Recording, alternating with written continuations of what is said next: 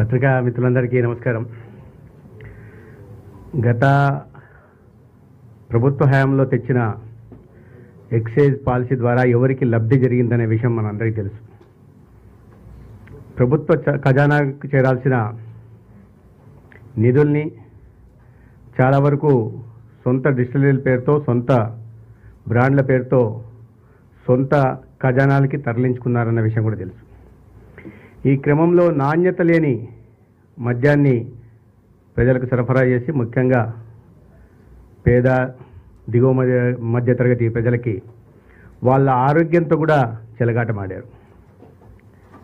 ఈ గత 5 సంవత్సరాలు 2014, 2019 నుంచి 2019-2024 మధ్య చూస్తే ప్రభుత్వ ఆసుపత్రుల్లో 2014-2019 మధ్య 36,000 కేసులు కిడ్నీ లివర్ సైరోసిస్ ద్వారా పెరిగితే 2019 నుంచి 2024 దాకా అది 56,000కు పోయింది.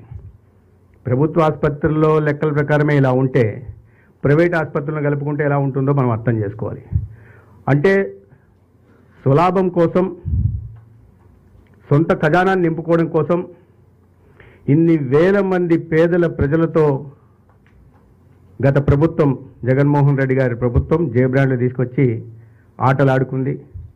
కొన్ని వేల కుటుంబాలు రోడ్డున పడ్డాయి, కొన్ని వేల అక్క చెల్లెల పుస్తెలు తెగాయి.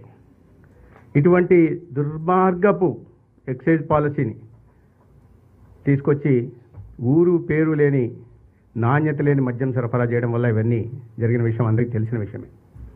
అందుకనే ప్రభుత్వం కొత్త ఎక్సైజ్ పాలసీలో ముఖ్యంగా ముఖ్యమంత్రి గారు ఆరోగ్యానికి భద్రత కల్పించాలి,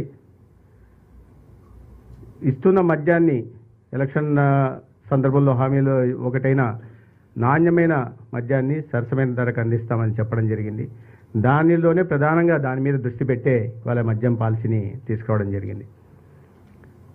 ఈ ప్రధానంగా ఇంకో సమస్య ఏంటంటే, గత ప్రభుత్వం ఏపీ బెవరేజెస్ కార్పొరేషన్ తీసుకొచ్చి దాని మీద కూడా భవిష్యత్తులో వచ్చే ఆదాయం మీద 13,000 కోట్ల అప్పు తెచ్చింది.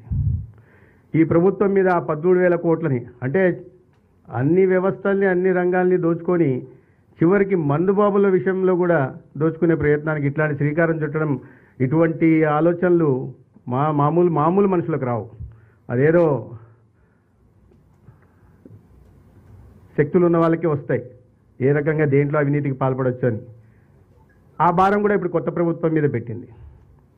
ఒకవైపు ఆ 13,000 కోట్లు అప్పు చెల్లించాలా, డెట్ సర్వీస్ ఉంటుంది. రెండో వైపు నాణ్యమైన మద్యం తక్కువ ధరకి సరఫరా చేయాలా, ప్రజల ఆరోగ్యాన్ని సంరక్షించుకోవాలా.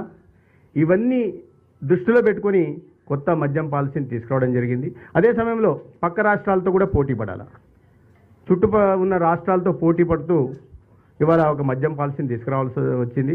అందుకే అనేక రాష్ట్రాల్లో బెస్ట్ ప్రాక్టీసెస్ ఏమున్నాయో అందుబాటులో వాటిని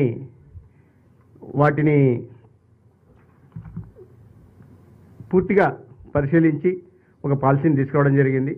ఎన్సీఆర్బీ డేటా ప్రకారం సూసైడ్స్, ఇది ఆల్కహాల్, డ్రగ్, దీని కారణంగా జరిగిన ఆత్మహత్యలు 2018తో పోలిస్తే 2022 నాటికి 100% పెరిగాయి. ఇవన్నీ జగన్మోహన్ రెడ్డి గారి ప్రేరేపిత హత్యలు, ఇవి ఆత్మహత్యలు కాదు. వాళ్ళు చేసిన నిర్వాకం వల్ల ఈ పరిస్థితి వచ్చింది. ఎన్ఎఫ్హెచ్ఎస్ దీని ప్రకారం ఎమోషనల్గా, ఫిజికల్గా, సెక్సువల్ వైలెన్స్ ఇటువంటివి డ్రంకన్ స్టేజ్లో ఉండడం వల్ల ఆ సంఖ్య 76.4% పెరిగింది. బాధితులు 15 సంవత్సరాల నుంచి 49 సంవత్సరాల మధ్య ఉన్నవాళ్ళు. ఇక కాలేయ సంబంధిత వ్యాధులు 52% పెరిగాయి 2019 నుంచి 2024 పోలిస్తే. కిడ్నీకి సంబంధించిన సంఖ్య కూడా నేను చెప్పాను ఇప్పుడే, 8,000 నుంచి 8,000కు పోయాయనే విషయం. అది కూడా 54% కిడ్నీ సంబంధిత వ్యాధులు కూడా పెరిగాయి. అదేవిధంగా మా జీజీహెచ్లో కానీ, ఒక గుంటూరు జీజీహెచ్కే తీసుకుంటే ఓపీ ఈ కాలేయ కిడ్నీ సంబంధిత వ్యాధుల సంఖ్య 343 నుంచి 4,913కి వెళ్ళింది. అంటే 1300% పెరుగుదల ఉంది. దీన్ని బట్టి ఎటువంటి తీవ్ర దుష్పరిమాణం ప్రజల మీద ఉండిందో ఈ మద్యం కారణంగా అనే విషయం అర్థమవుతోంది. వీటన్నిటిని నిజంగా ఇట్లాంటి వాటిల్లో బాధ్యులను చేసి ఈ మద్యం పాలసీ తీసుకొచ్చిన అప్పటి ప్రభుత్వాన్ని బాధ్యులను చేసి నిజంగా చర్యలు తీసుకోవాల్సిన పరిస్థితి.